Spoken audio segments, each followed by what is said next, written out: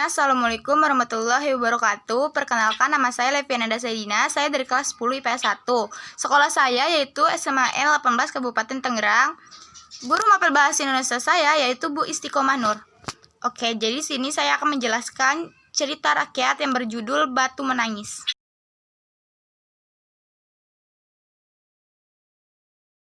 Batu Menangis, cerita rakyat Kalimantan Barat. Pada zaman dahulu, hiduplah seorang ibu dengan anak perempuannya yang bernama Darmi. Ayah Darmi sudah meninggal saat Darmi masih kecil. Dahulu mereka hidup berkecukupan. Namun setelah ayahnya meninggal, ibu Darmi harus bekerja keras di ladang demi hidup mereka.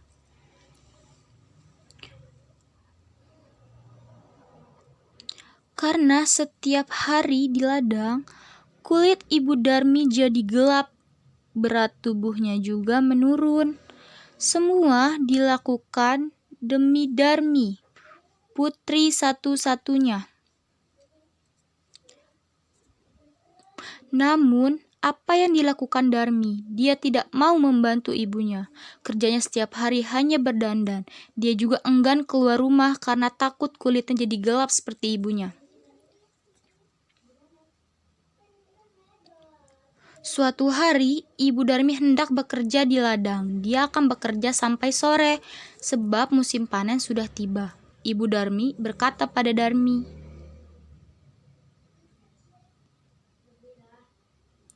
"Darmi, bisakah kamu memasak hari ini, nak? Ibu tidak bisa pulang siang ini, karena harus menyelesaikan panen kita.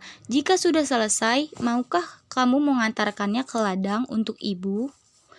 Darmi yang sedang menyisir rambutnya yang indah terkejut. "Tidak mau, Bu. Kalau aku masak, nanti rambutku bau tungku. Aku habis keramas. Kalau aku mengantarkan makanan ke ladang, kulitku jadi hitam. Aku kan habis luluran." Ibu Darmi hanya menggeleng-gelengkan kepalanya sedih.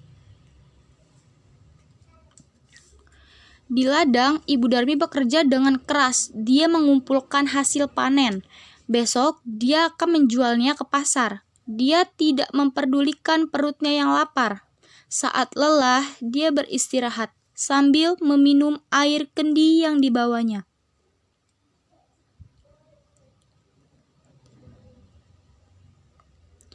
Ia berdoa dalam hati, "Ya Tuhan, tolong kami, ubahlah anakku. Lepaskan dia dari sifat malasnya." Setelah pulang dari ladang, Ibu Darmi pulang ke rumah. Betapa terkejutnya di saat datang tidak ada makanan yang bisa dimakan. Darmi sama sekali tidak memasak. Darmi yang melihat ibunya pulang malah marah-marah. "Ibu ini kemana saja sih?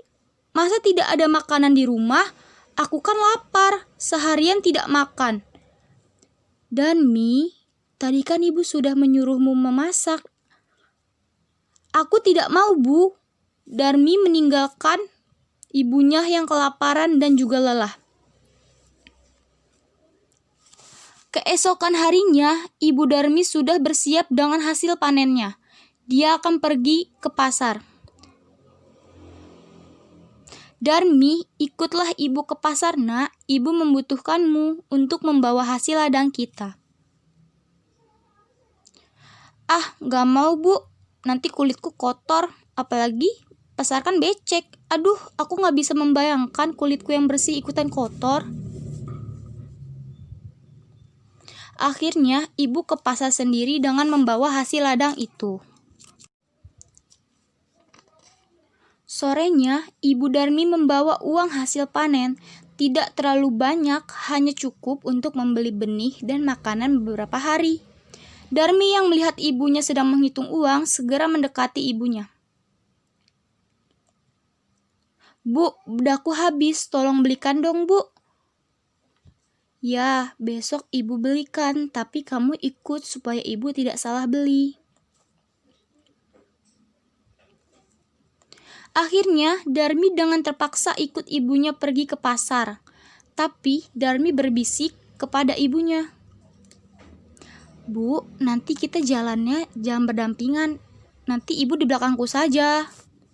Kenapa, Darmi? Pokoknya ibu jalan di belakangku. Darmi sebenarnya malu berjalan bersama ibunya yang berkulit gelap dan wajah yang tak terawat. Tiba-tiba di tengah jalan ada seorang teman Darmi yang menghampiri dan bertanya, "Hai Darmi, kamu mau kemana?" "Oh, aku mau ke pasar." Teman dari melihat ibu Darmi dengan pandangan bertanya, "Dia siapa, Darmi? Ibumu ya?" Darmi yang tidak ingin temannya tahu jika dia punya ibu yang kotor dan jelek, Darmi segera menjawab, "Oh, dia pembantuku. Tentu saja bukan ibuku. Ih, amit-amit deh." Betapa sedih saat ibu Darmi mendengarnya, namun hanya ditahan dalam hati. Mereka melanjutkan perjalanan dan bertemu dengan teman yang lain. "Darmi, kamu kemana?" "Oh, aku mau ke pasar." "Ngomong-ngomong, siapa yang ada di belakangmu? Apa dia ibumu?" "Bukan, dia bukan ibuku, dia pembantuku." Sungguh hati ibu Darmi semakin sedih, begitu juga anaknya yang mengaku dirinya sebagai pembantu. Namun segala tenaga berusaha menahannya. Sampailah Darmi dan ibunya di pintu pasar. Saat mereka ingin masuk pasar, lagi-lagi Darmi bertemu temannya yang lain. "Darmi, tumben kamu pergi ke pasar. Siapa yang berada di belakangmu?"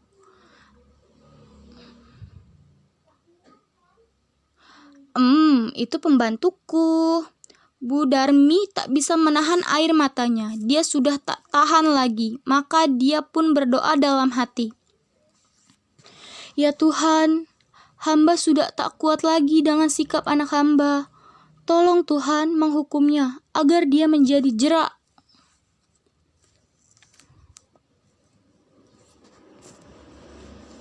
Setelah Ibu Darmi selesai berdoa, tiba-tiba Darmi menjerit, "Ibu, tolong aku, tolong, ada apa dengan kakiku? Kenapa kakiku tidak bisa digerakkan lagi?"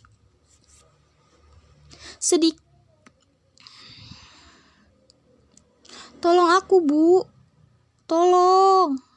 Sedikit demi sedikit Darmi menjadi batu. Ibu Darmi menangis pilu. "Maafkan aku, Nak, ini semuanya karena kelakuan terhadap ibu. Ampun, Bu, ampun, Darmi tidak akan mengulanginya lagi." Darmi merintih sambil menangis meminta ampun kepada ibunya. Sayang sama tak bisa kembali. Darmi tetap menjadi batu.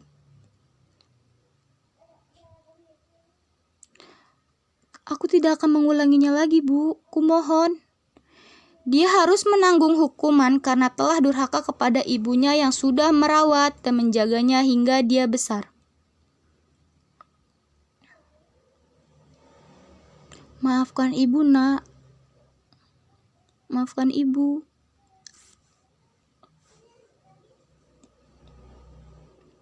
Batu itu akhirnya dipinggirkan orang-orang dan disandarkan di tebing hingga sekarang. Batu itu masih ada di Kalimantan Barat dan dinamakan batu menangis.